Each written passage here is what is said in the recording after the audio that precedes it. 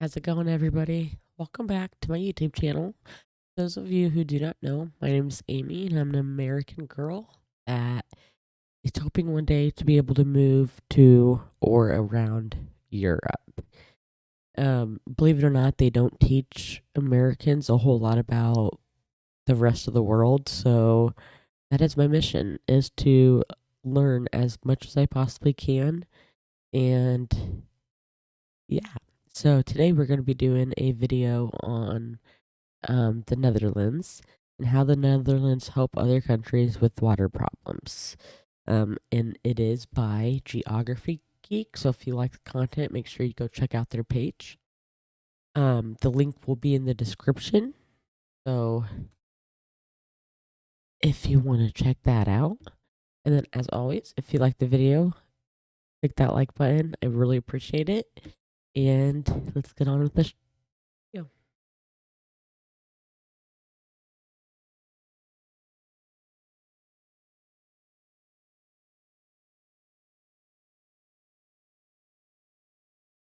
In March of 2021, a significant portion of global trade came to a halt when a cargo ship became stuck in the Suez Canal. Egypt was unsuccessful in getting the ship out alone. They needed help. But it wasn't the United States, China, Russia, or any other large or what would be considered a powerful nation or companies within them that would come to the rescue. An offer from the US Navy to send dredging experts was accepted by Egypt, but this offer would become irrelevant. It was the Netherlands that saved the day. One powerful tugboat from the Netherlands and a second from Italy that was chartered by a Dutch company pulled the cargo ship out. A Dutch company, Royal Boskalis Westminster, led the operation. It may surprise many that this small nation would be the one to come to the rescue, but this story really isn't all that unique as far as help from the Netherlands goes. This was just one of the rare occurrences that the Netherlands actually received international attention for its inhabitants' unique abilities.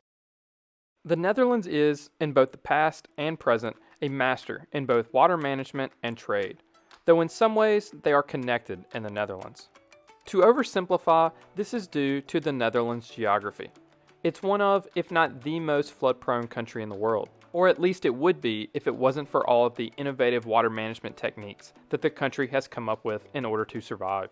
At the same time, because of its subpar geography, the country looked to the seas in order to prosper, eventually creating the largest company that ever existed, the Dutch East India Company. So I love that about the Netherlands is that they have reclaimed so much land. Um, hey guys, sorry about that. They have reclaimed so much land from the oceans and stuff that they are like a bunch of professionals. Now we could definitely be using them in Florida right now because they are going through a huge flood. But yeah, they have conquered the whole flooding situation for sure. Also known as the VOC. The VOC is long gone, but the Netherlands still plays a large role in international trade. In fact, they have the largest port in all of Europe, Rotterdam. Much of the imports are re-exported directly, or after adding value. The ship stuck in the Suez Canal was actually headed to the port of Rotterdam. Its history of water problems that forced the country to develop water management skills and a knack for trade has predictably resulted in the country exporting skills related to large-scale water problems. Let's look at some more examples. We'll start with Egypt. The Suez Canal blockage was not the first time the Netherlands had provided their water-related remember that. services to Egypt. That same company, Boskalis, that led the operation. And here's the sad part about it is like I've seen that on the news so many times, and not one time have they mentioned that the Netherlands, the Dutchies helped them. Like that is awesome. Like they have to call the Dutch people to come help them get out of this water issue. It's just that's how educated they are with that kind of stuff. It's like crazy. had actually helped to widen the canal in 2014 and 2015. But the help goes back even further. Egypt requested Dutch expertise for its need to implement subsurface drainage on all agricultural land after the completion of the Aswan High Dam in 1970, which sparked the creation of what is called the Water Panel, where experts from both countries exchange ideas related to water. This panel still meets twice a year.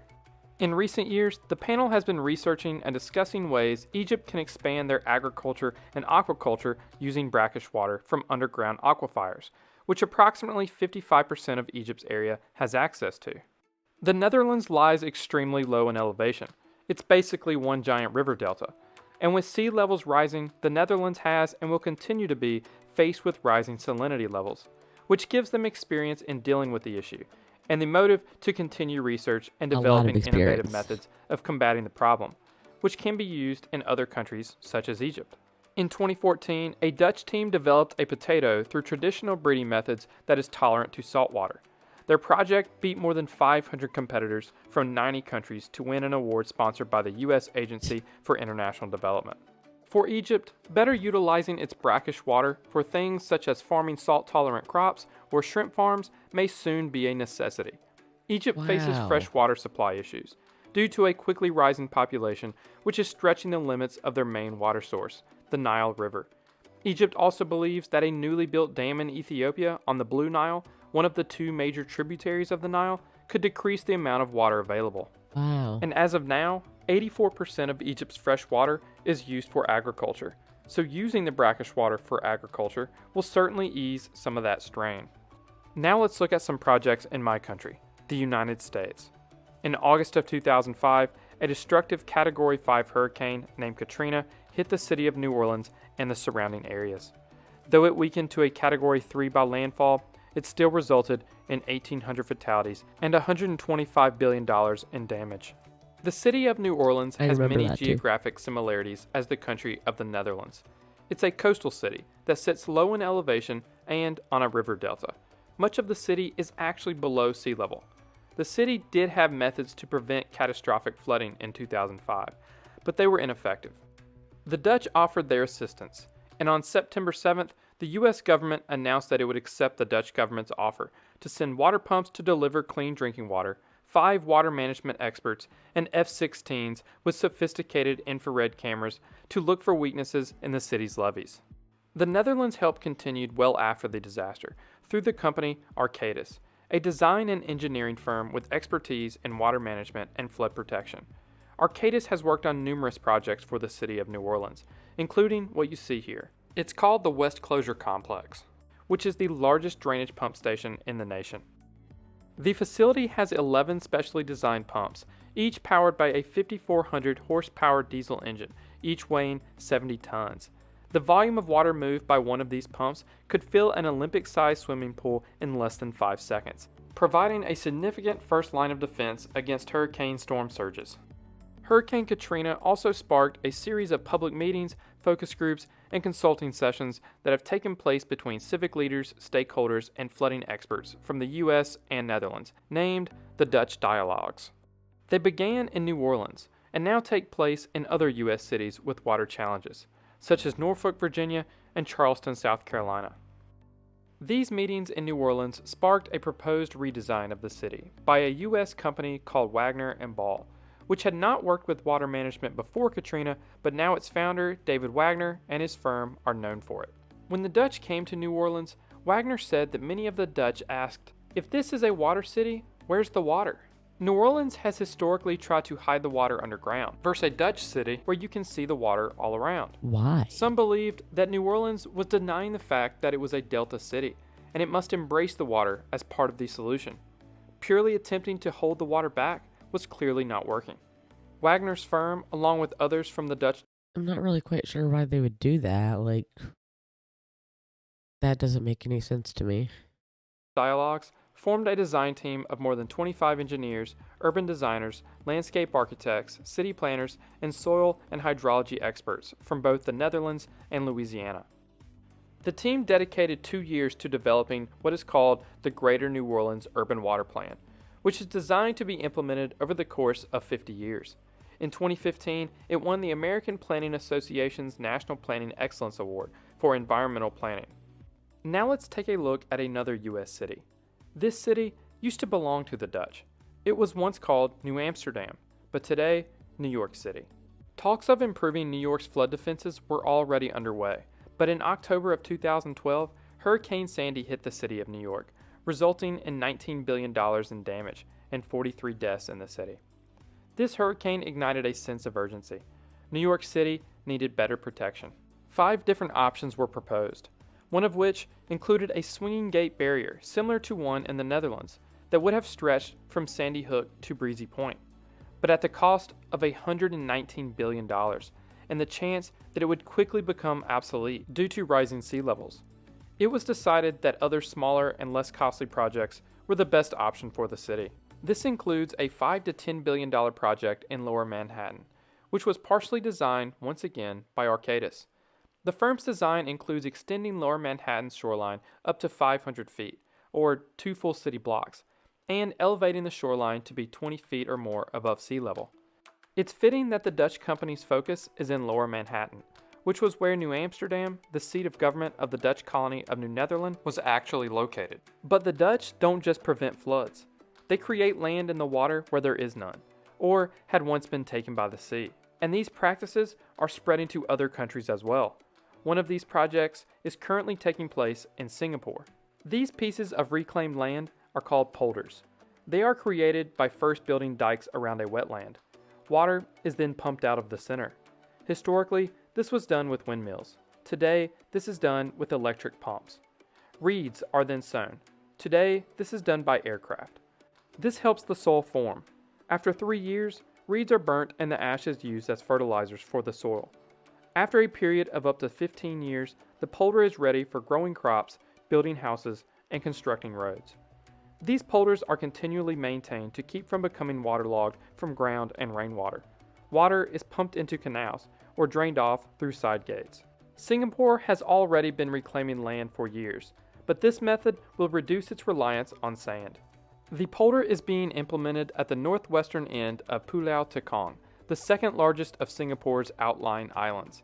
Its dike is designed against a 1 in 100,000 year wave overtopping, and the polder will add about 1% to Singapore's overall land size. There are hundreds, if not thousands, of other projects, large and small, that Dutch citizens have had significant roles in outside of their borders. I asked all of you in a community post for examples. Some of the other countries you mentioned that I haven't talked about so far in this video are Ireland, where merchants built much of the city of Cork by reclaiming land from marshland. The UAE, where Dutch companies constructed the Palm Islands. Russia, where off its coast a Dutch company salvaged one of its nuclear submarines. Japan, where a Dutch company supplied fresh drinking water at the 2021 Tokyo Olympics, as they did in 5 prior Olympics. The list goes on. Italy, Bangladesh, Paraguay, Indonesia, Suriname.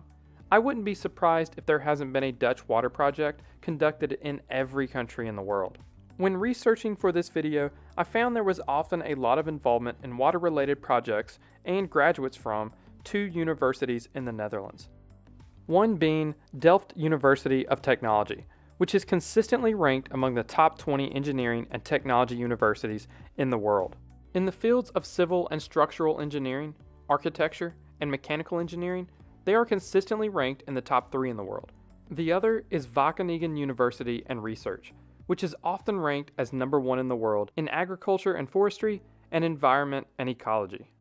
Many classes, especially advanced degrees, are taught in English, which allows information disseminated and taught by these universities to be accessible to a wider audience outside of the Netherlands. I'm curious and excited to see what innovative water practices these Dutch universities and companies produce in the future. Before I end this video, thank you to all who left a comment on the community post asking for examples of Dutch water projects. Let us know of any other projects. Yes, and definitely put in the comments down below if you guys know of any projects, because honestly, I don't know if we all could have survived without the Dutch. They have done so much, and they don't get enough recognition for everything that they've done. It's crazy. I mean, We would not have carrots if it wasn't for the Dutch people. Like that's wild. Um, I find this really fascinating because like just with what we're going through in Florida right now, and I'm sure we will be calling on the Netherlands to get some help. But awesome video, really informative. I really enjoyed this. If you guys enjoyed the video, put it down in the comments down below what you liked about it. And if you guys know any more facts about pertaining this, please leave it in the comments. I would love to know. Um, Thanks for watching, and I hope you guys have a really good day. Bye, guys.